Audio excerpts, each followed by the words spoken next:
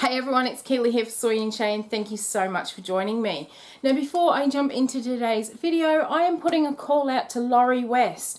You were the winner of this Making Your Own Moisturizers book, which we drew on the 19th of April, and I'm still waiting for you to come to me with your shipping address details so that I can send this out to you. Best way to get in contact with me would be through my website or through Instagram. Just look up for Soy and Shea.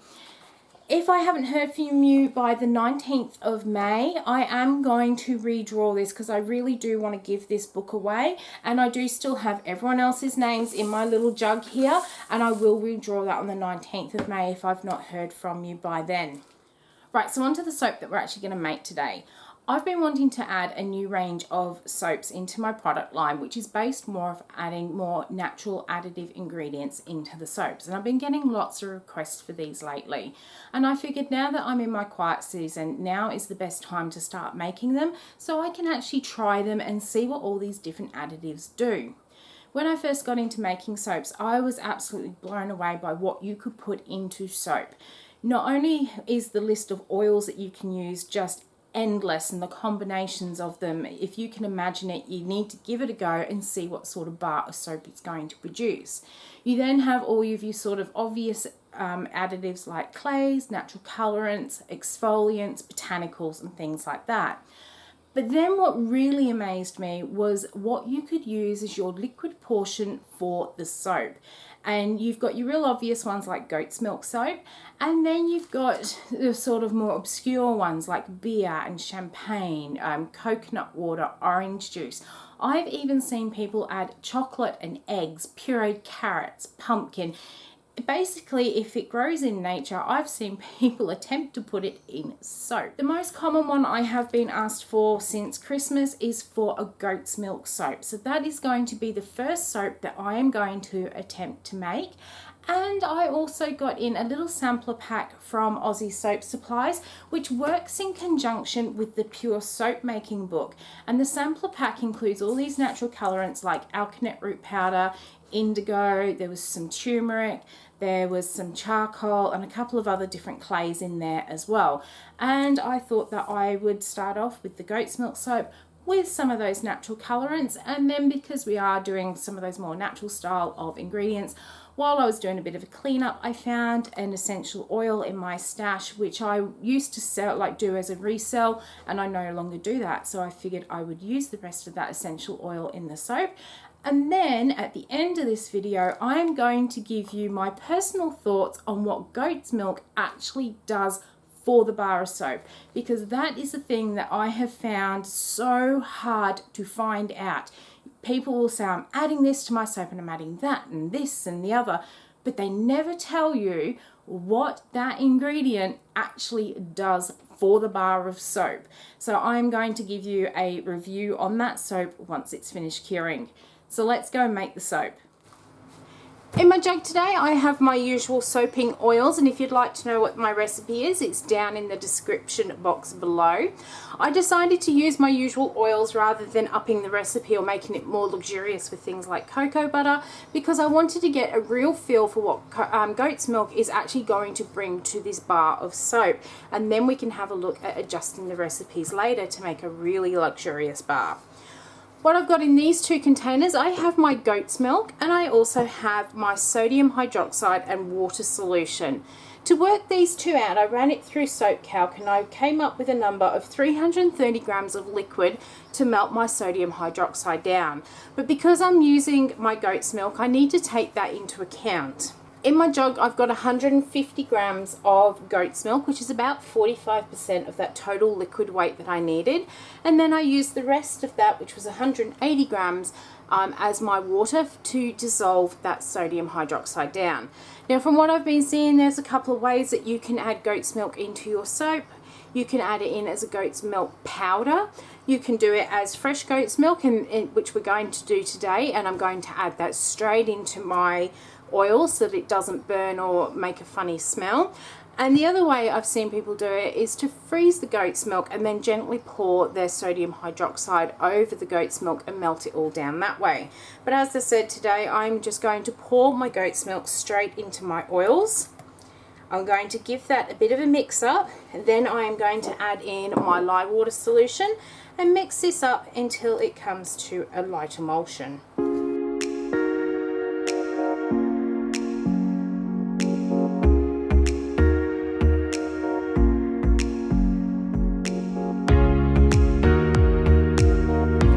So I'm really happy with how that has come together. It's not quite at a trace, but I can see that all the oils have mixed in nicely, and it's covering the top of my stick blender beautifully as well. It's not all separating as it runs off.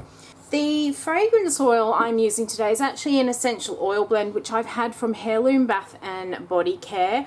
I used to sell the essential oils when I had the atomizers, and this is just the last of the drifting essential oil that I had, which has got mandarin, English lavender, lime, sweet marjoram, palmarosa and myrrh. I've already measured what's in there, and I know that it is a perfect amount for both of these containers here.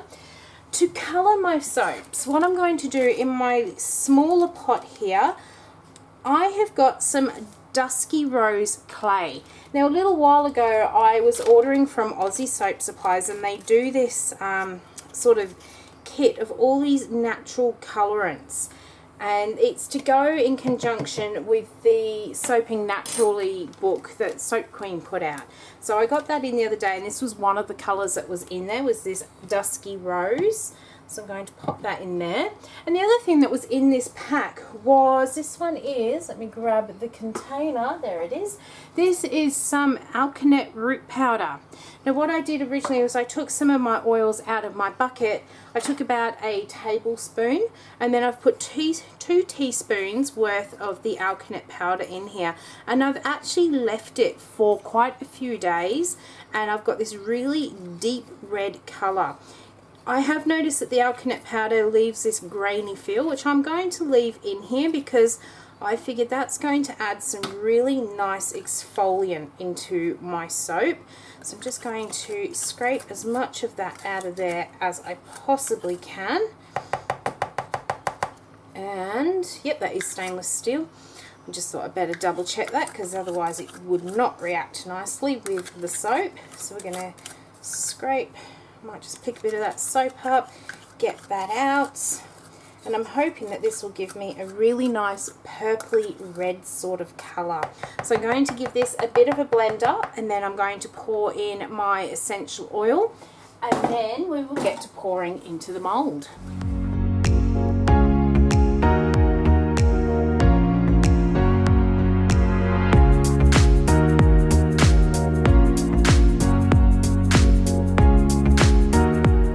So I am super impressed with this. It is smelling really, really nice.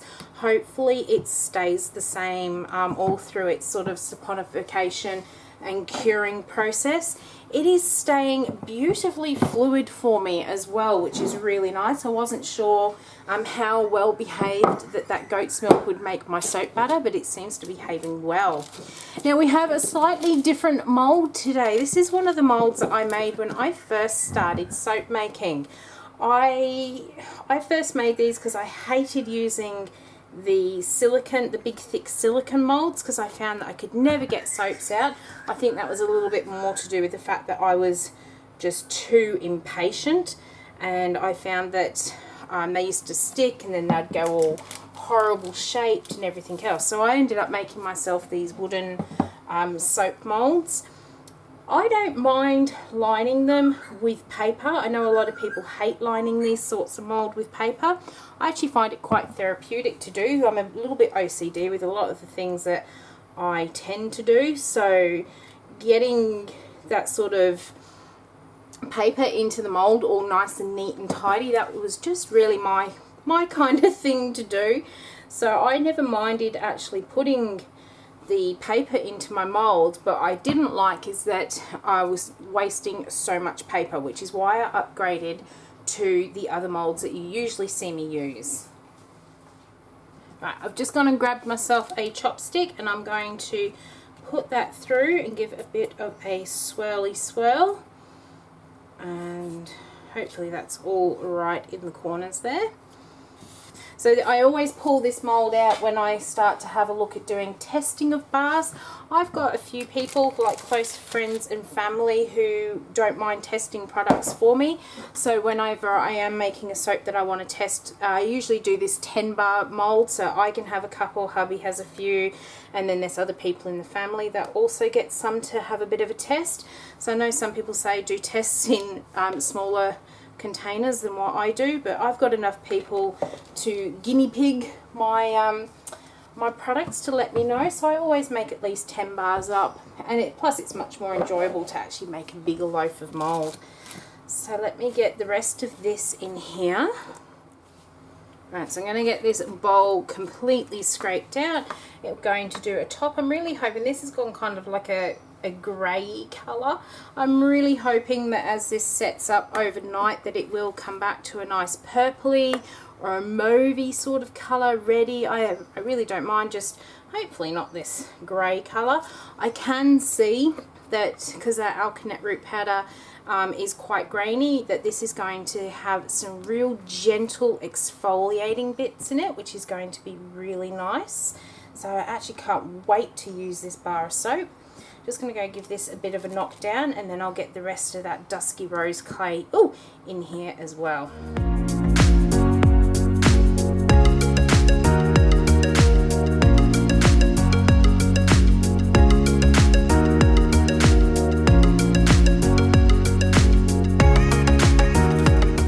Okay, so I've given that a very quick spritz with some rubbing alcohol just to keep at bay any soda ash. I am really impressed with how this has come together so far, and I can't wait to cut it. And then unfortunately I am going to have to wait 4 weeks before I can actually use it.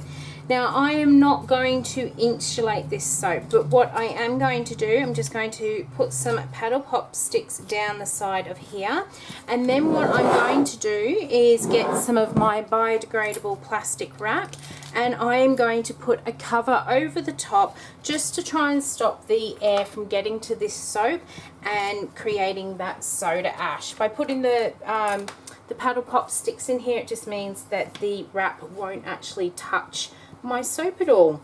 So we'll come back tomorrow and we'll cut this one open.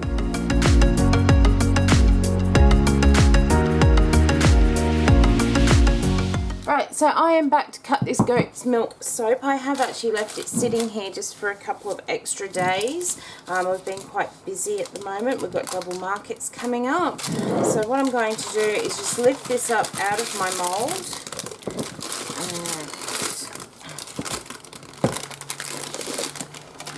There we go. And it is smelling really nice. Now that I've just taken out the mould, that smell has really come through very strong. So I'm pleased to say that the fragrance oil has, or the essential oils have held well, and hopefully it will hold during its cure process. I did still get a little bit of soda ash on the top, but this is mainly going to be for me and my little guinea pigs, so I'm not too bothered about that. Next time I'd probably just steam it all off. But let's get this cut and see what we've got on the inside. It is looking a little bit wet, but hopefully that will all absorb back in as it sits on the curing rack. Okay, so I have got my cutter here. I'm just going to line it up, and don't really need to get sample bars off this one at all. We'll end up with one that's a little bit thinner than all the other bars, but we'll cut straight down through the middle here. Alright, so let's grab a bar from out of the middle here, and this is what we've got on the inside. So we've got that very gentle swirl in there. I am hoping that this sort of dark grey colour is going to turn into a purpley red colour once it sits on the curing rack for a little bit of time. I'm on the understanding that the natural colourants do fade with time, so hopefully I will start getting the colour that I am hoping for. It is a little bit wet on the inside, and I'm thinking that is the essential oil. The blend that I used on the website, it does say it can be used at up to 5%. in cold process soap making. I cut it back to 4%, but now I'm thinking it probably really only needs the 3%. It is smelling really nice and strong. I'm hoping once it sits on the curing rack and all those oils have absorbed back into the soap that it will stay nice and strong. But this is a bit of a learning curve, so learning how to use the essential oils and all the different additives that go into the different soaps as well. So I'm pretty happy with how it has come up. What I am going to do is leave this on the curing rack for the next 4 to 6 weeks. We are quite humid here, so it may need that full 6-week cure. And then I'm going to try it, and then I'll come back and let you know what I think of adding those additives into this soap. Right, so as promised, I am back to give you a bit of a review on what I think about adding goat's milk and some of these more natural additives into my soap. And to be honest, this has actually been sitting on the curing rack for about 2 months now. I lost track of time. I also forgot to take photos of it, and usually I go back through my phone to see when I made a soap and to see whether or not it is ready to use. I made this before I had Soap Maker 3, and that Soap Maker 3 has made a world of difference with letting me know when my soaps are actually ready to use. So this is well and truly cured and has been ready to use for a while, and I have been using it for the last couple of days. I am really pleased with how the colours have come up. I probably do need to practice a little bit more using something like this alkanet root powder to get something that's not such a dark purpley grey. But I am really pleased with how the colours have come up, and that alkanet root powder has left this beautiful gentle exfoliant all the way through the soap, and that's probably more to do with the fact that I didn't strain the alkanet root out of the oil, which I know some people do. The essential oil in it has held really, really well. I was very concerned that the essential oil would probably just fade out, because I know that it is problematic for that. But I think the amount of clays that I've got in there has really held it in there well. And after a couple of days of sitting on the curing rack, all of those oils actually did reabsorb back into the soap. And when I've been using this in the shower for the last couple of days, I then get out the shower and my skin smells beautiful from this essential oil. It's a really nice blend. Now, in terms of actually what the goat's milk actually adds into that bar of soap, now I've had the one in my shower for the last couple of days, and I've also had this piece sitting on my sink for the last few days to wash my hands with as well. And I'm just going to get a bit of water running over it, and we'll get a little bit of the lather going here. The lather that I am getting off this bar of soap, it is creamy to start with. You get this really nice creamy lather, but if you add just a little bit more water into it, you suddenly start getting all these really nice big bubbles as well. The alkanet root powder does help with getting all that dirt and grime off you as well, which is a really good benefit of doing the colouring that way. The other thing that I'm feeling with this lather is it is nice and silky. For me, I prefer a bar of soap that makes you feel clean, but not that squeaky, dry clean. And this goat's milk gives you that clean feeling, but leaves you feeling nice and moisturized. It's not that squeaky feel that you get on your skin afterwards. So I am really happy with the actual feel of the goat's milk soap on there.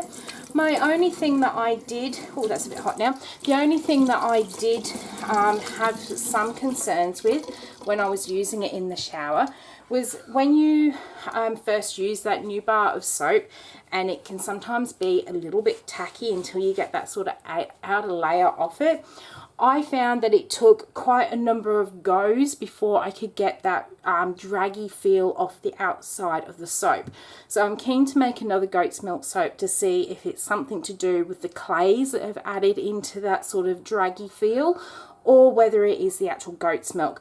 But on saying that, it is a really nice moisturizing bar of soap. So I'm definitely going to add some goat's milk soap into my range of products, and it does produce a beautiful, creamy yet bubbly lather.